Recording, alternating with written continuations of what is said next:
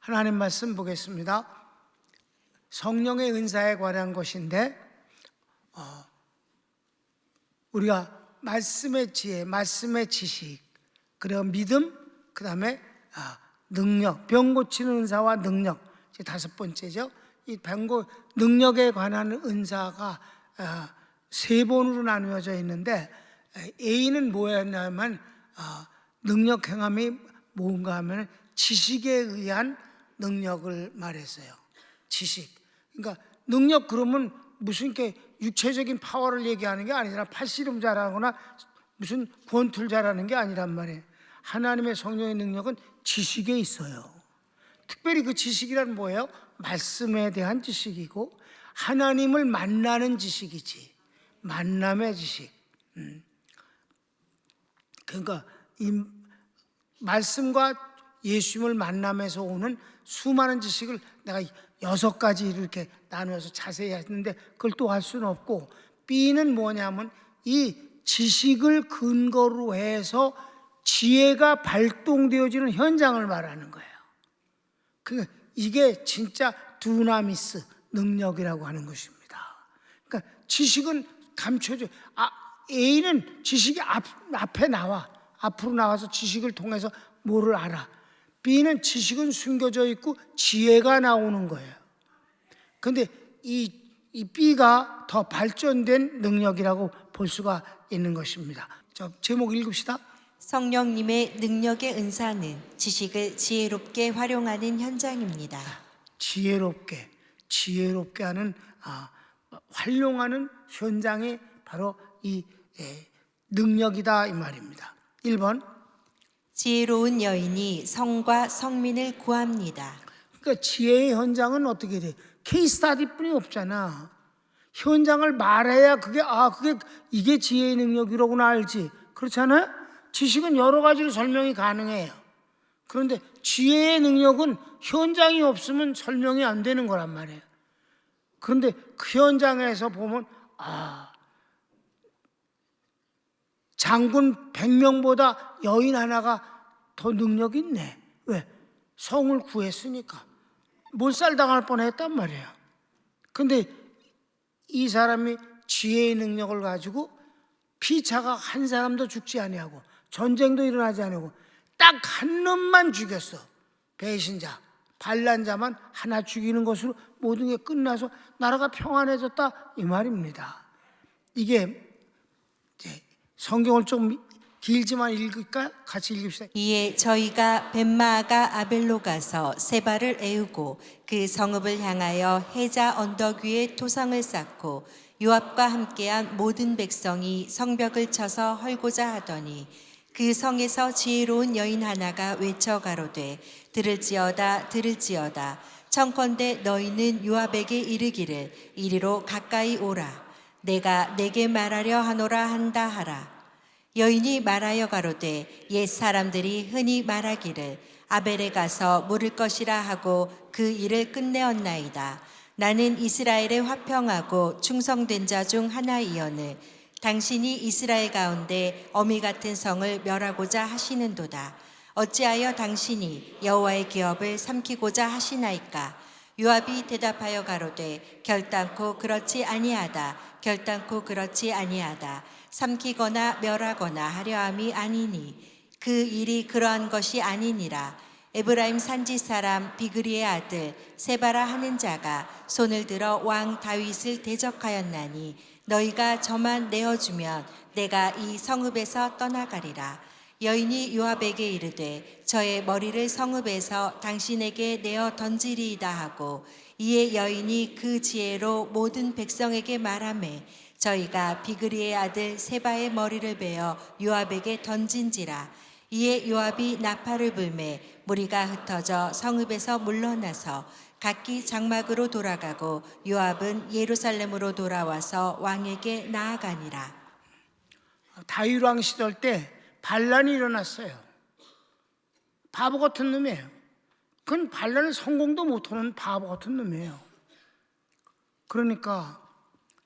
그래갖고 쫓겨서 아주 아름다운 성으로 들어가 버렸어요.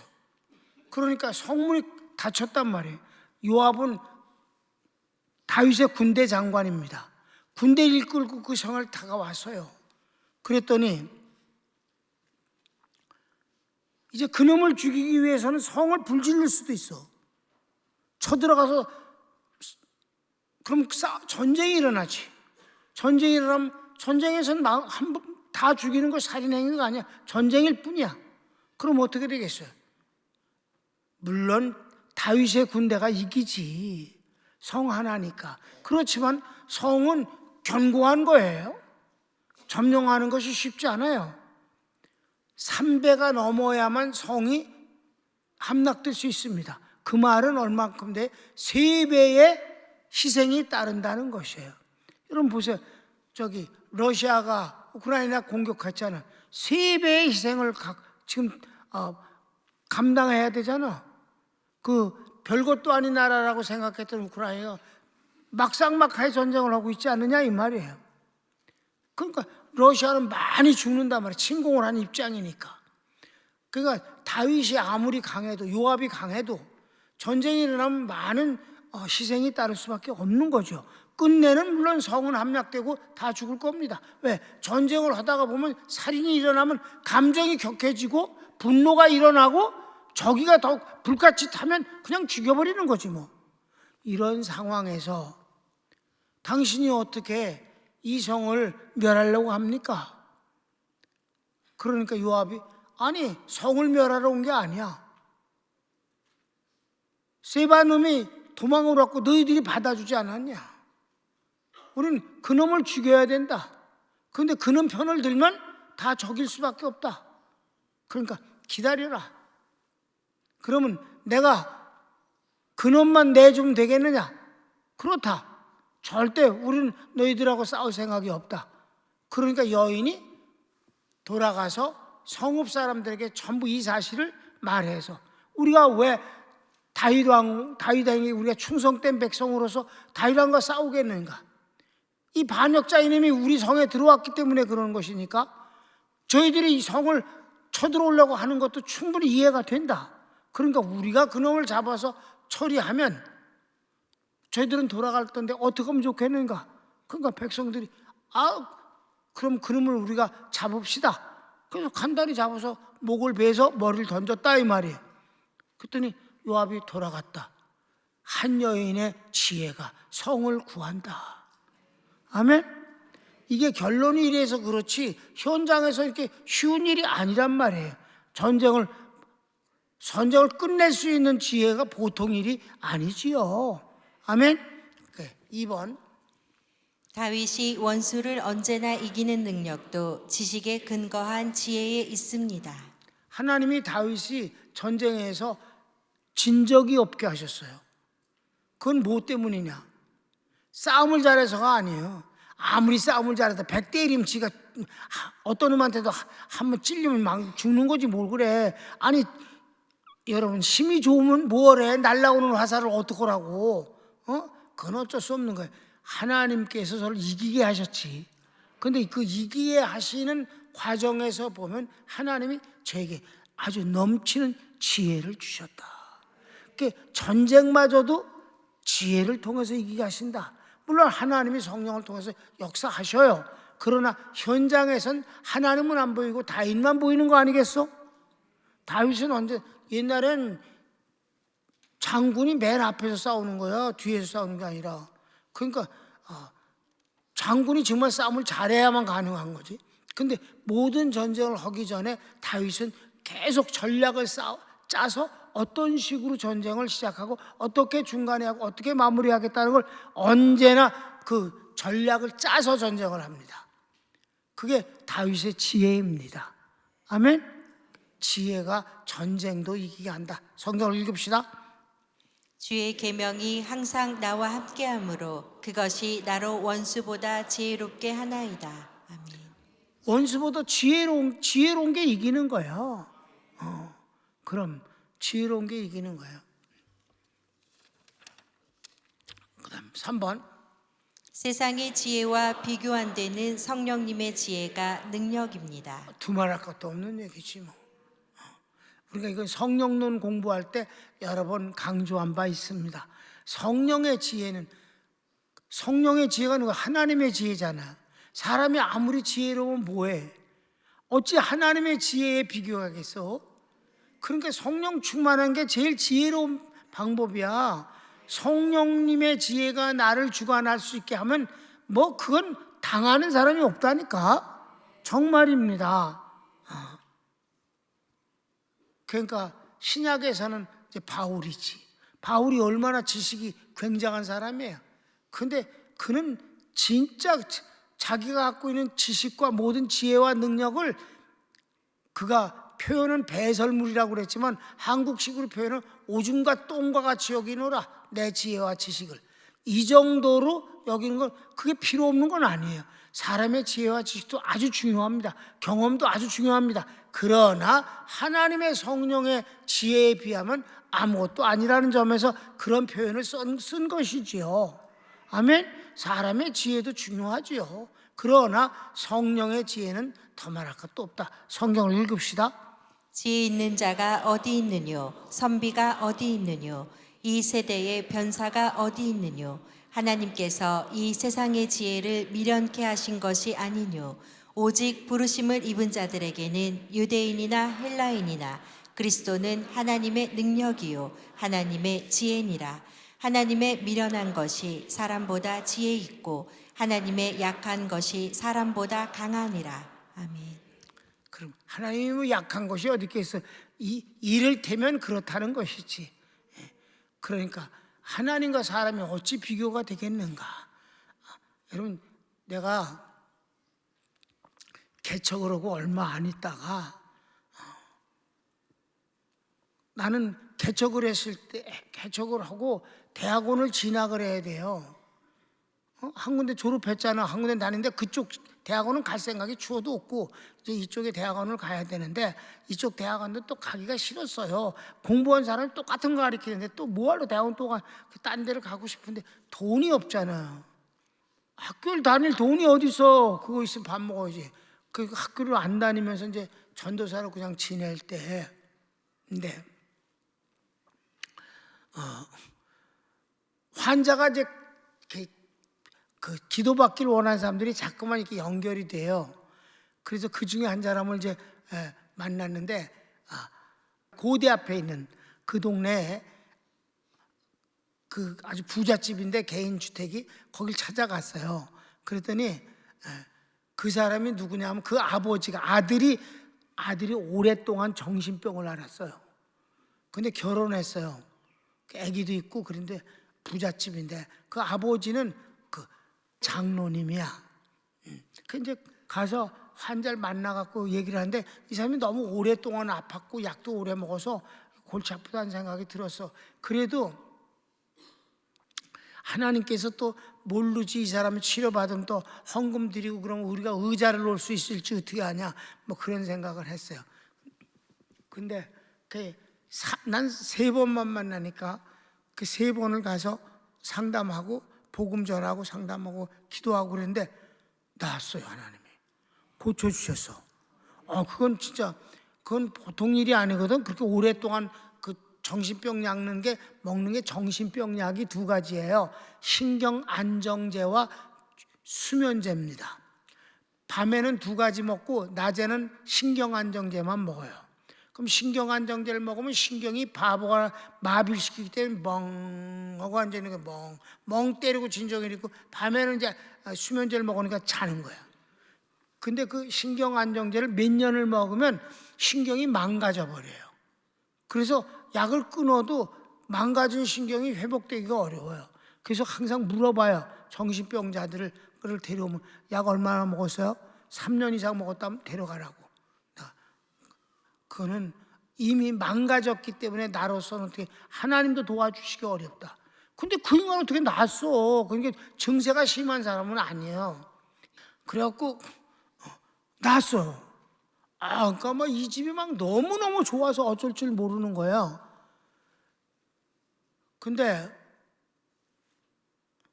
어떻게 하면 목사님한테 이 은혜를 어떻게 갚으면 좋겠냐고. 주님 알아서 그냥 팍 하면 좋겠는데 날대로 그러니까 그래서 뭐 하나님이 하신 건데요. 뭐 그러니까 그래도 목사님에게 선물을 해드리고 싶다고.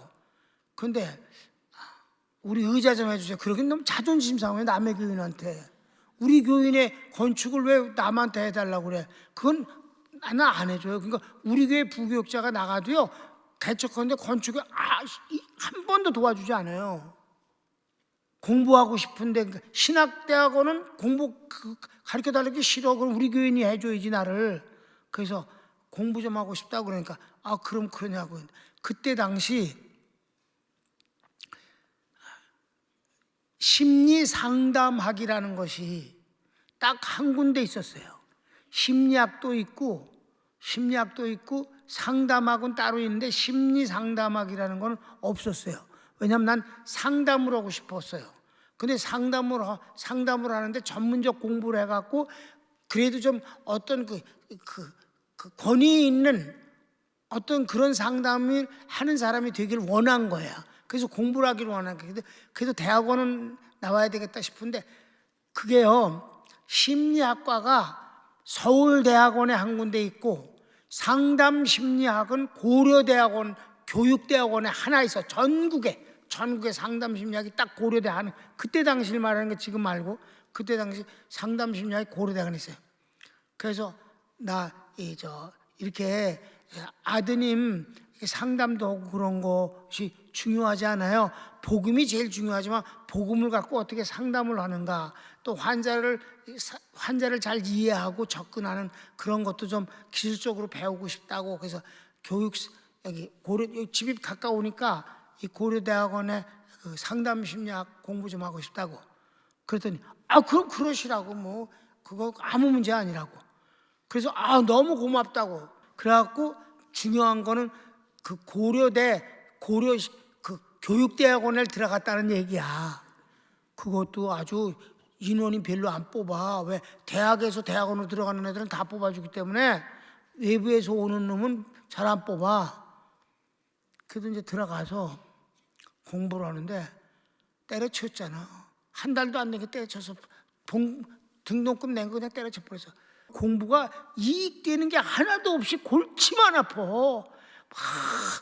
그래도 칠판에다 쓰는 건 한글은 하나도 없어. 그러지 않아도 어려워서 골치가 아픈데 내용은 더 더러워서 골치가 아파. 때려쳐 버렸어. 그리고 그 때려치면서 그래서 하나님, 제가 절대 무식해서 이거 싫은 거 아닙니다. 모든 걸 성에 관한 성 문제를 갖고선 모든 걸 다루려고 하는 게 이게 말이 안 됩니다. 하나님의 말씀이 최고입니다. 그것 때려치고 그냥 복음을 아니까 모든 상담을 할 수 있게 되지 않았냐 이 말이야. 사람이 무섭지가 않고 상담이 두렵지가 않아. 긴 얘기를 한 거예요.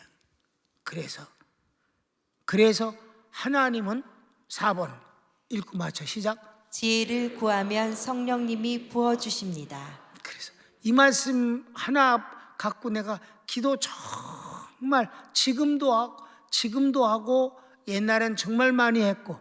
자, 뭐라고 그러셨는가? 성경을 읽읍시다. 너희 중에 누구든지 지혜가 부족하거든 모든 사람에게 후히 주시고 꾸짖지 아니하시는 하나님께 구하라. 그리하면 주시리라. 아멘. 지혜가 부족한 자가 있느냐? 항상 주님, 전 지혜가 부족합니다. 하나님께 구하면 하나님의 지혜를 주신다고 했으니까 지혜를 주시옵소서. 여러분, 성령의 지혜는 최고입니다. 배우는 거 중요하지. 배워서 깨닫는 것이 성령을 구하는 것이라면 그 배움은 최고지. 근데 결과적으로는 무조건 답은 성령의 지혜다. 능력. 우리가 그 사람 능력이 있다 그럴 때 지식이 능력이요 지혜가 능력이다. 여기서 능력은 뭔 줄 알아요? 그게 이제 C번이야. 그거는 목사님들에게 내가 하는 건데 교인들한테 꼭 이걸 자세히 해야 되느냐 하는 건데 목회의 능력이에요. 거기서 나는 바울과 아볼로를 비교합니다. 인간적인 면에선, 세상적인 면에선 짱짱합니다, 둘이. 그런데 영적 면에선 이렇게 차이가 나기 때문에 결과적으로는 아볼로는 비참하게 끝나고 바울은 영원한 기독교의 위대한 선생이 되어버렸다, 이 말입니다. 그러니까 요번에 50주년 때도 내가 뭐라고 하는 게 있어요? 하나님 앞에 감사한 것 두 가지만 말하겠습니다. 하나는 고린도 교회에 나타난 10가지 문제가 우리 교회 50년 동안 한 가지도 발생하지 아니하게 하신 하나님을 감사합니다. 또 하나, 50년의 세월을 살면서 그 어떤 현장에서 감추고 싶은 것이 찾을 수 없는 것이 없게 하신 하나님께 감사를 드립니다. 그러니까 아볼로는 10가지 문제를 만든 장본인이라면 바울은 10가지 문제를 편지 한 장으로 해결하는 능력이다, 이 말입니다. 이게 목회의 능력이 아니겠는가? 그건 구체적인 것은 다음 금요일 날 우리가 함으로 말미암아 여러분이 알고 있든지 어렴풋이 알든지 간에 그래도 여러분이 몸담고 있는 교회를 하나님이 축복하셨다는 걸 인정하는 자체도 축복이 아니겠는가? 모르고 지나가는 것보다 알고 있는 것 또한 복이 아니겠는가? 손을 모읍시다.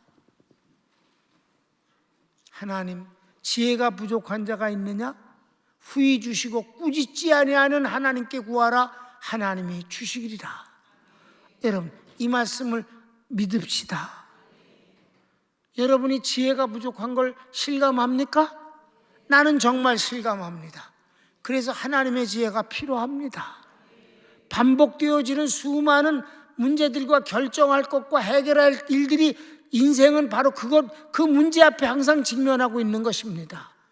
하나님의 지혜가 이 모든 것들을 자연스럽게 해결해 나가는, 그래서 골치 아프고 힘든 것이 아니라 그저 평안하게 형통하게 살 수 있는 능력이 지혜의 능력이 아니겠는가? 하나님의 성령의 능력을 주시옵소서. 특별히 지혜의 능력을 주시옵소서. 다 같이 한번 기도합시다. 수의 사랑하는 주님 감사합니다.